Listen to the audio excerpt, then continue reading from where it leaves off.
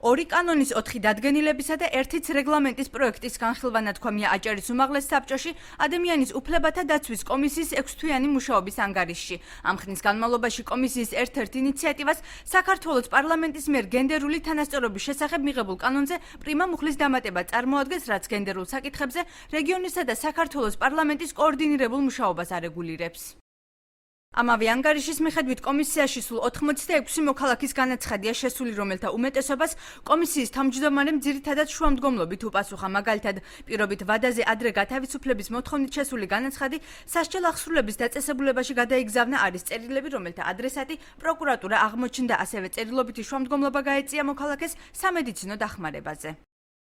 საინტერესო აღონისებათა ჩამონათვალი, რომლებსაც კომისიის თავმჯდომარე დაესწრო, მათ შორისაა საქართველოს პრემიერ-მინისტრთან გაფართოებული შეხვედრა, სადაც რეგიონის აქტუალური საკითხები განიხილეს. კომისიის თავმჯდომარე პირადად გაემგზავრა გეგუთის ციხეში მსჯავრდებული გიგა ფარტენაძის გარდაცვალების მიზეზების გასარკვევად. ასევე დაესწრო დემოკრატიული ჩართულობის ცენტრში არასამთავრობო ორგანიზაცია შეზღუდული შესაძლებლობების მქონე პირთა უფლებებისათვის ორგანიზებულ შეხვედრას.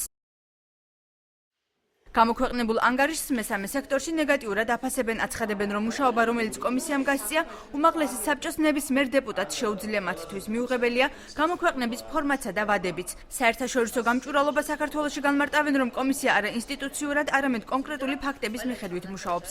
ახალგაზრდა იურისტთა ასოციაციაში კი ყურადღებას იმ თანხების მიზანშეწონილობაზე ამახვილებენ, რასაც კომისია არსებობისათვის ხარჯავს. კომისიის შექმნა და აღნიშნული კომისიის საქმიანობა არ არის დაკავშირებული რაიმე განსაკუთრებულ ღონისძიებასთან და შეიძლება შევაფასოთ ზედმეტ ფინანსურ პრობლემად, რომელიც აჭარის უმაღლეს საბჭოს აწევს და რა თქმა უნდა ეს ფინანსური ხარჯი პირდაპირ პროპორციულად გადის თითოეულ მოქალაქეზე, თითოეულ აღმომჩევლზე. კმედითად შეფასდებოდა იქიდან გამომდინარე თუ კომისიას ეიქნებოდა იმ უფლებათა სპექტრი გათვალისწინებული, რომელიც არ არის აჭარის უმაღლეს საბჭოს ამა თუ იმ კომისიაში გათვალისწინებული. მაგალითად, იგივე კანონპროექტების მომზადება იურიდიულ საკითხთა კომისიას ისედაც აქვს გადაცემული რეგლამენტით განსაზღვრული, შესაბამისად დუბლირება უფლებების ჩამონათვალის მე ვფიქრობ არ არის მიზანშეწონილი. კომისიის უფლებამოვალეობა და მისი ზოგადად ჩამოყალიბების არსი ის იყო, რომ სასიკეთოდ შეეცვალა ადამიანთა უფლებების დაცვის კუთხით არსებული მდგომარეობა აჭარაში.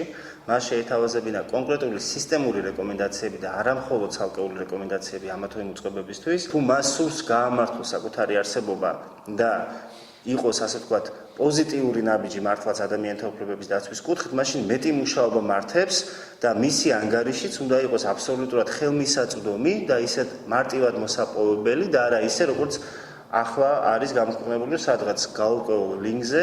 ადამიანის უფლებათა დაცვის საკითხთა კომისიის წლიური ბიუჯეტი 120,000 ლარია.